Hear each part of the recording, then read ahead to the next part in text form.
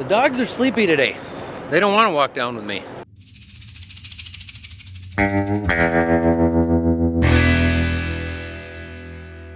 Didge here would like to thank Simply Safe for sponsoring today's video. There's no safe like Simply Safe. Fine.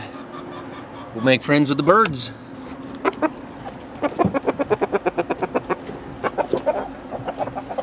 I just finished 3 of your eggs, so thank you. It is supposed to be a high of 88 degrees today, which is absolutely crazy for October in western Minnesota. Well, hey there, Didge. Job number 1 for the morning is to clean the coolers out in this combine again. It's been working, it has not been overheating, but I would just feel better if I could get to it with some real hot water and make sure they're all cleaned out good. Cleaned out well.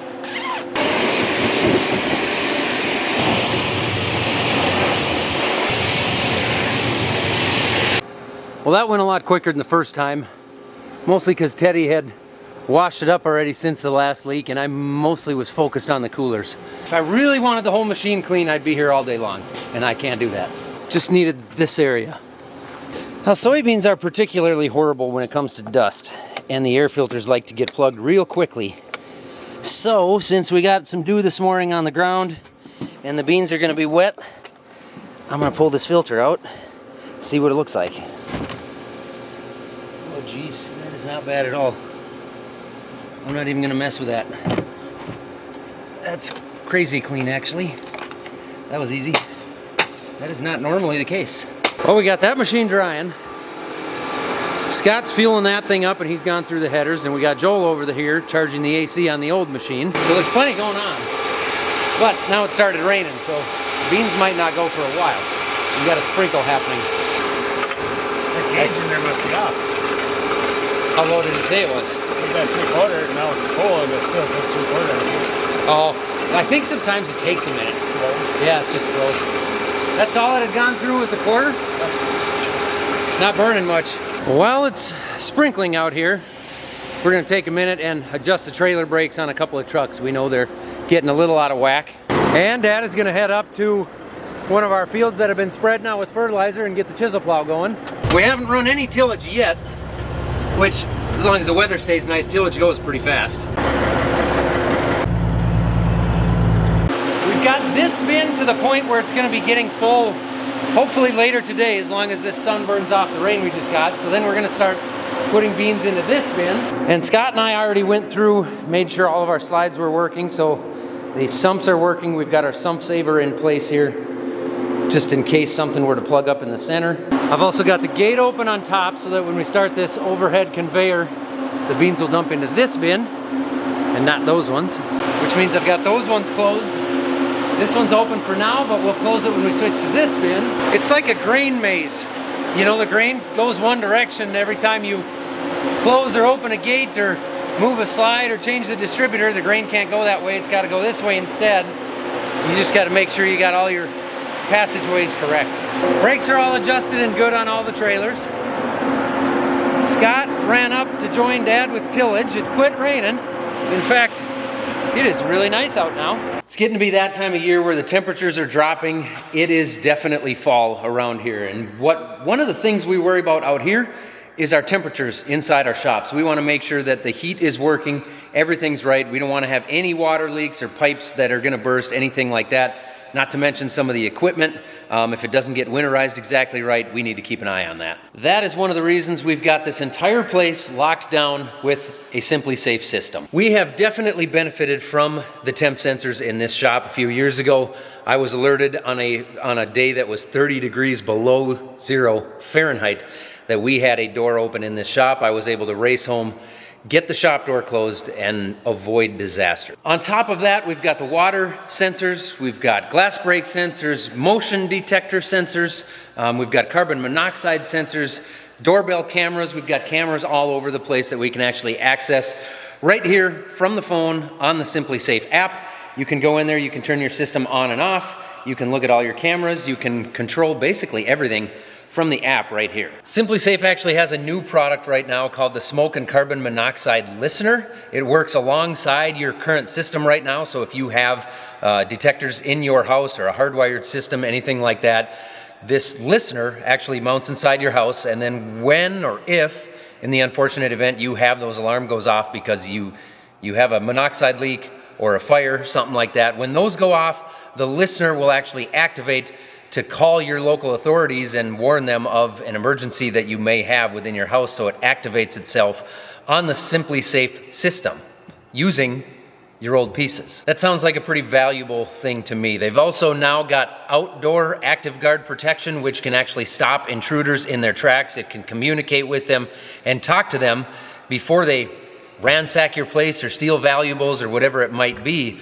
You know, the old systems really just monitor it as it happens. They don't have the ability to stop it in real time the way these active guard protection systems do. Right now you can save 50% on your own system and get your first month for free when you sign up for professional monitoring. All you have to do is go to simplysafe.com/millennialfarmer, which we have also linked below for you. And as usual, it's completely risk-free, so if for some reason within 60 days you don't love the system, you can get a full refund on that. There's no safe like Simply Safe. So if you're kind of done drip drying, I'm going to put fuel in you. I think it's perfectly normal to talk to a combine, right? Guess it doesn't matter if it's normal or not. I do it. Oh, slobbery. I did the best I could do in 20 minutes with low motivation, all right? As long as this part looks nice and those coolers are clean, we'll deal with that later. S7 is fueled. 9870's got fuel and air conditioning that's all charged up for Dad now. Grain cart is fully fueled. Header is good to go. Bins are good to go. We have a little bit of extra time here because of the rain we got this morning. So I'm gonna pull this battery out because this battery's been struggling to start this engine and run the compressor. So I'm gonna go get a new battery and probably a longer blowgun for this air compressor. Can you say blowgun on YouTube? That was my nickname in college. The critical number would be your bottom line number. I don't think we want to get to the 180 or the 2.3 carryout. It's hard. Got my battery and a couple of blowguns to put in the Thunder Creek. Figure I may as well come out here and see what the soybeans are looking like. Now we've got a good breeze and full sun, so all of a sudden they're gonna snap into being able to go. These are a lot better soybeans than we had up at the shooting park yesterday, or at least they look like it. They're rattling a little, so that's a little bit tough yet. Not bad. Oh, that one's quite tough. They're not ready yet, but honestly, I think if we eat a little lunch, by the time we get the headers hooked up and everything and get out here, they'll probably be good to go in an hour.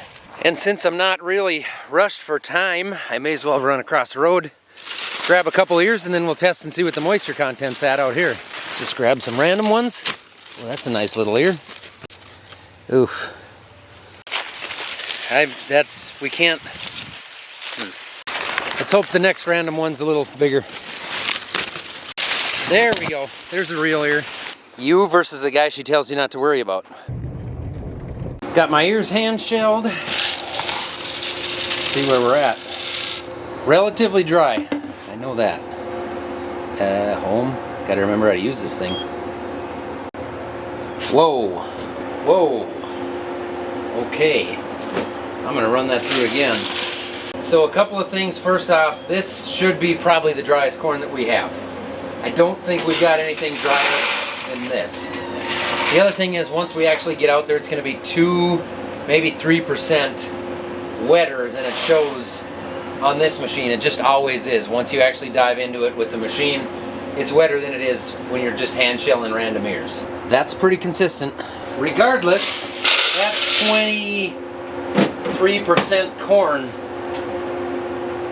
Pretty good for right now for us. We've got some pretty warm weather yet, which is unusual, but we will take it. I haven't used this thing for a year. I noticed my product was wrong, so I switched it over to corn and ran it again. It only added 0.5%. It was set on soybeans. I don't know. The machine does whatever it does to calibrate it. Anyway, it shows 21% now, so 23 to 24% probably, which I think will go down another % or 2 by the time well, it'll probably go down 2 to 3% by the time we get out there in a few days. We got to finish beans first. There's our second header, just getting back from the shooting park where we left it overnight. So now we can look that over as well, make sure no guards or sickle sections are broken. So Joel found a couple of like the Schrader valves, the charge valves that were leaking. Oh, really? So he said it was way low on pressure, so he pressurized it and filled it now and said it tests pretty good. Okay, and put in new Schrader valves, hopefully. Yep. That's what we had that on our car a month ago. Battery is in the Thunder Creek. The blowguns are put together and in there. Let's see what we got on this. Everything seems to be in really good shape. There are some that are just getting dull, a little bit wore down, but nothing broke. That's kind of crazy. Scott said the other header was good other than those two. Those two are the only ones I broke on that head all year. Maybe getting TerraClear out here in the spring to pick over everything with a fine-tooth comb is really helping. All right, let's go see what kind of a job the chisel plow's doing. I just can't get out of the yard with this thing without you two numbskulls. Wow, he's gotten a lot of acres done here. Dad came up and kind of set the thing up for the first few rounds, so it should be adjusted where we want it. Scott's pretty good at running stuff, so, and a chisel plow's not too complicated, so things should be going good here. Jim is up north this weekend, but he should be around a bunch next week as we start getting rolling on corn. Soybean harvest is just, it's just always a little more laid back than corn harvest. Things don't move as fast.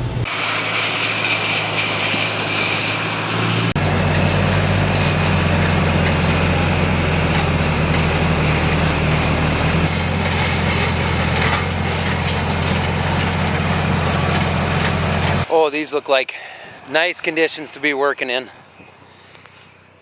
Let's see what kind of depth we got going.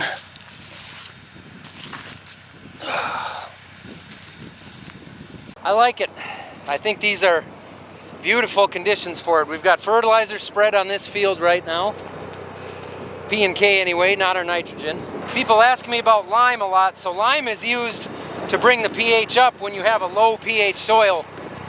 Our soil generally is really high in pH, so we don't use a lot of lime around here. We've got some areas once in a while that will spread, but for the most part our pHs are high. I'm actually really happy with how dry the fields are right now as well. I didn't know if we'd be able to get any tillage done this year as wet as it was all summer. I probably need to quit talking about how awesome the weather is, because it could turn any second and I'll regret that.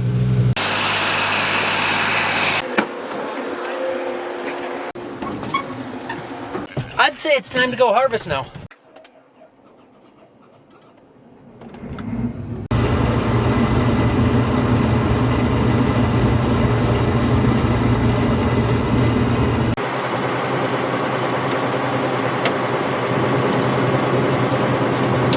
Yeah, I know we blocked the road for a minute, but traffic isn't usually that bad when we're 300 feet from home. It's not exactly a high traffic area.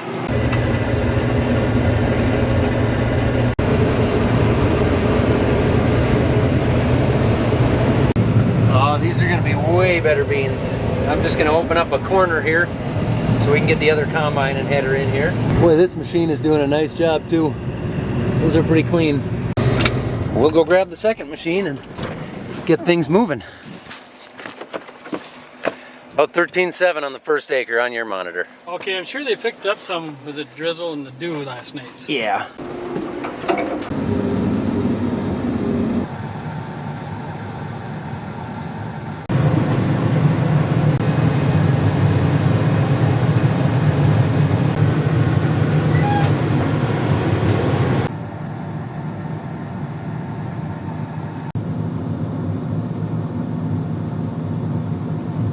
I know it's been around for a while, but folding hoppers, that's cool.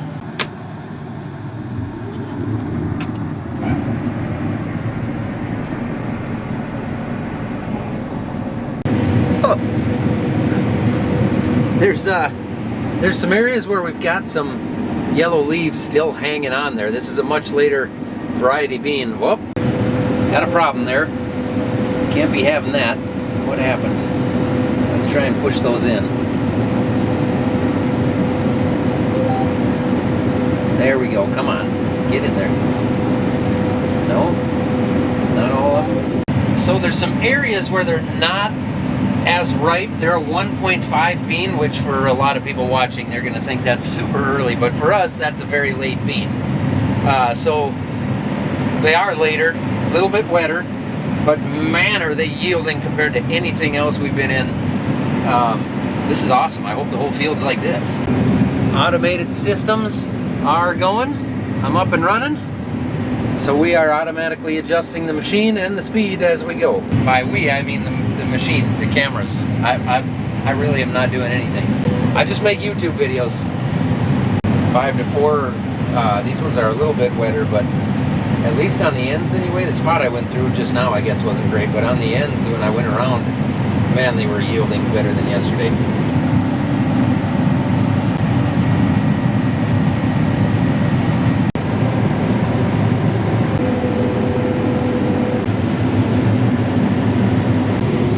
Chugging along, making progress. We've got a big section of this field where it's 3/4 of a mile long rounds, which is long for us. I know if you're in Montana or Saskatchewan, that's not a big deal, but to us, that's a big field. That's nice. Also, for the first time in my life, we've actually got a halfway decent crop on top of this hill west of the yard. We did no tillage to it last fall. We did no tillage to it this spring. Just changed some adjustments on the planter to plant this hill. I don't know how much that played a part. I'm sure all the insane amount of rain we had all summer long played a bigger part, but nonetheless, between the two, does that take your machines in? we've got a heck of a crop up here. Well, for the automation right now, I've got it set to max out at 5.5 right now, which is, I'm going 5 right now on top of the hill. Okay, and here you're using automation at 5? Yep.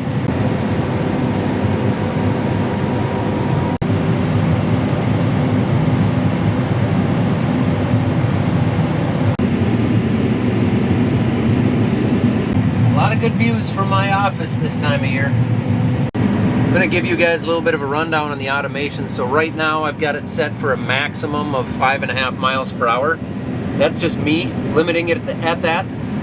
It can use 105% of engine horsepower. This is our bushels per acre and our bushels per hour. Our grain loss, our foreign material, and our broken grain acceptable levels.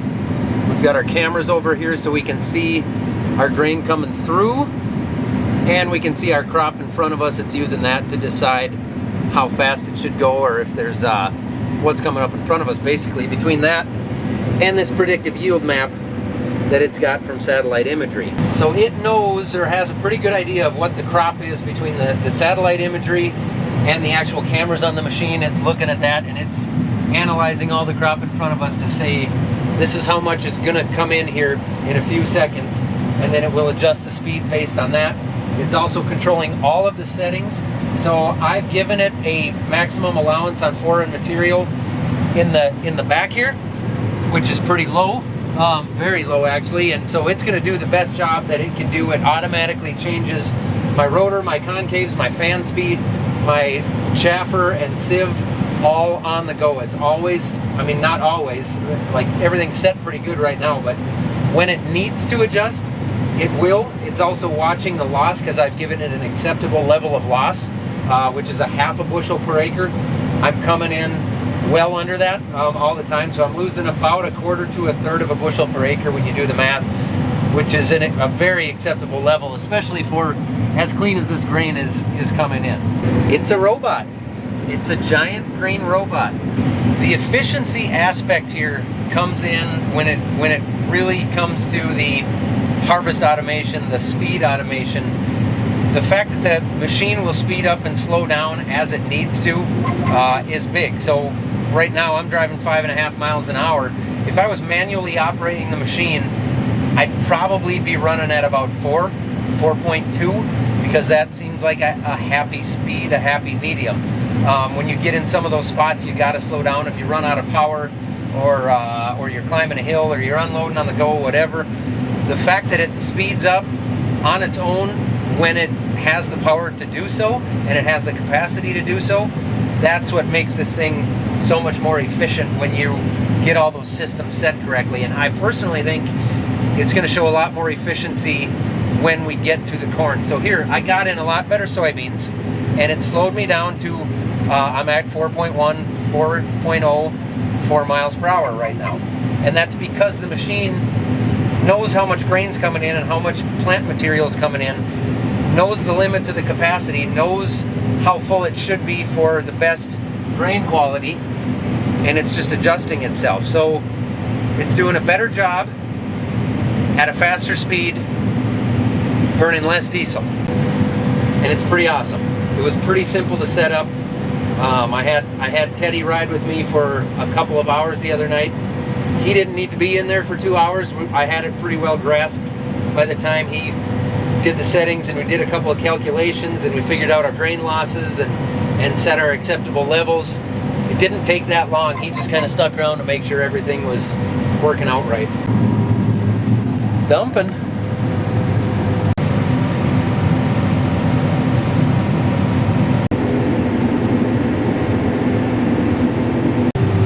When I unload, I'm sure some people are going to be asking questions, well, what happens with the automatic speed when you're unloading? Well, that's easy. Just machine sync right here. So the grain cart tractor does everything my combine does. If I speed up, he speeds up. If I slow down, he slows down. If I turn left or right, he turns left or right. And if I start getting full in the center and I want to move to the front or back of the cart, I just go like this, and I move him back a little bit. Pretty neat.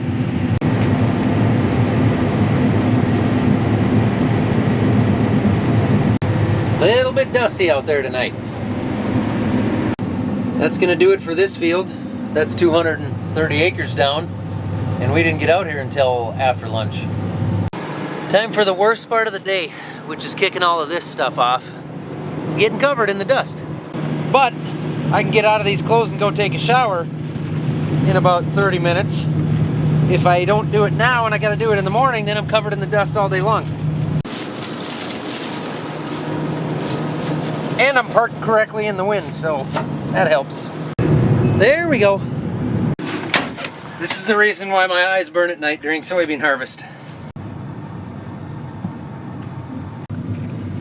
Closing. Everybody's heading home. Look at that moon we got tonight.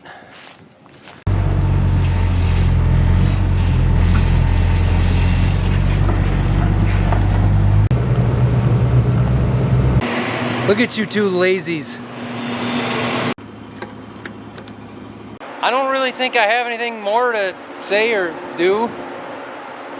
So thanks for watching.